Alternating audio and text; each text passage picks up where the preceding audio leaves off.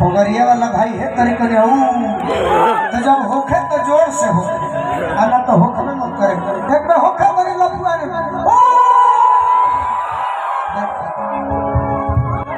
हमनी का फालतू हो गए जो तो कर हमनी के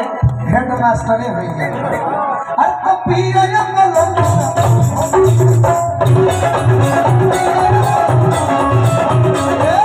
और पीने पर ये धुन बजाना साहब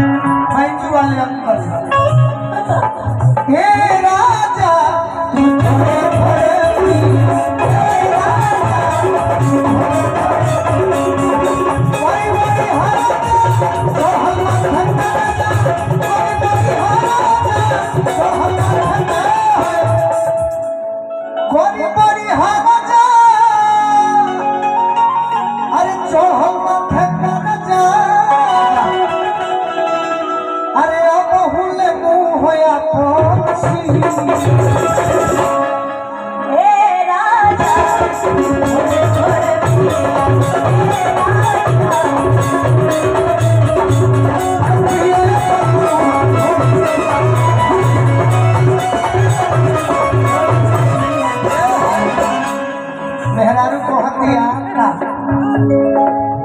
चिखाना अगर तहरा खाए के जरूरत है चिखाना खाए के जरूरत है आओ कमल तनी चिखाना बन जा अनुपमा खाती तो हम गीत बस गावत नहीं बात टोटल तोहरे पर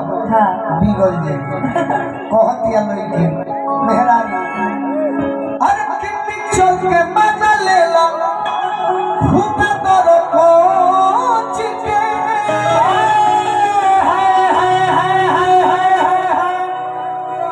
विनय प्रकाश अंचल जी पुरस्कार यह गीत पति हनिहा यूट्यूब वाला भाई रवा सरकार से चढ़ाइबे करो करे के कहल जाला कि जौना के काम नहीं खे वो करे बेसी दाबा अरे कि मिक्सचर के मजा ले लो खूब तोर कोच के अरे चूसो ठलाली हम चिकना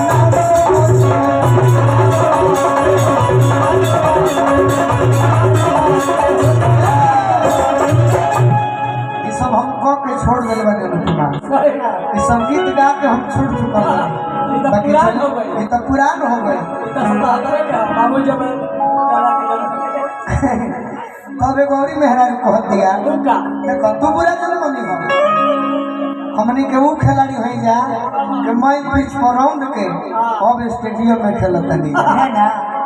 मैं पिच पर माटियों के पिच पर खेत में अब जाके जवाहरलाल नेहरू स्टेडियम में तो अनुपमा ही साथ में रहो मेरा ने कह दिया कि घीचो से करे तू पूरी अनुपमा देखो अब बुझाता कि मनोज जी की भाई फालतू किसे कहते हैं कि घीचो से करे तू पूरी लहंगा में गाड़ के लहंगा में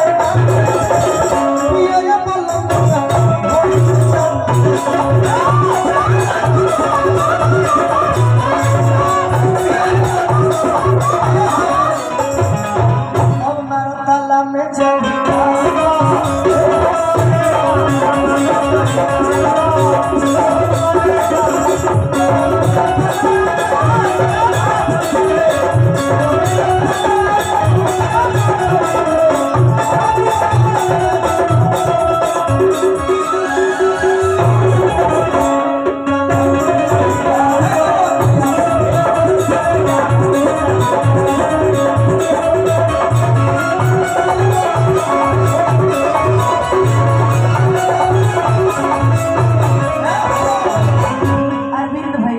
अरविंद भैया तो हमारे बड़ भाई हो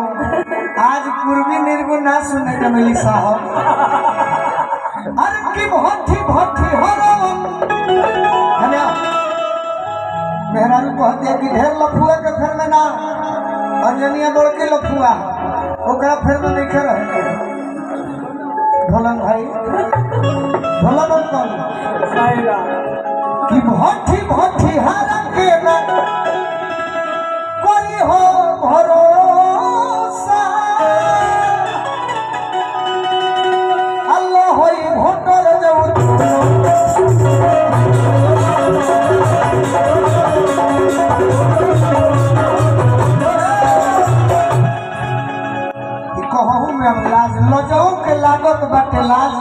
एरा में बाज राजा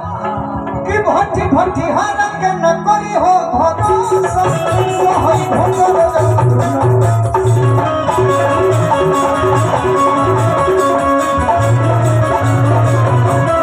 एकरा में ना गाल भैया एकरा में लफड़ा नहीं खे अरे तनिको सरकार के भले बिहार में रहबनु आ जब घरे ई सब काम करब त नीतीशो कुमार बोली है ना एकरा में लफड़ा नहीं खे अरे तनिको सरकार के तनिको सरकार जियो त पियो या बोलो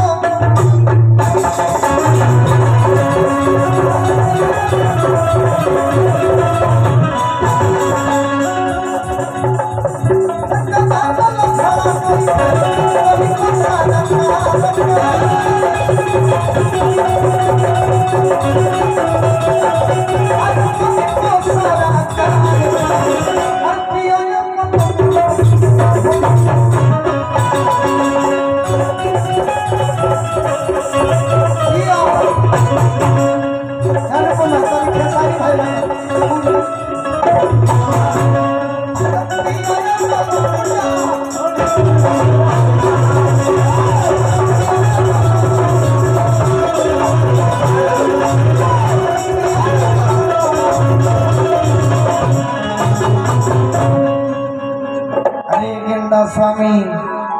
ये जो खेल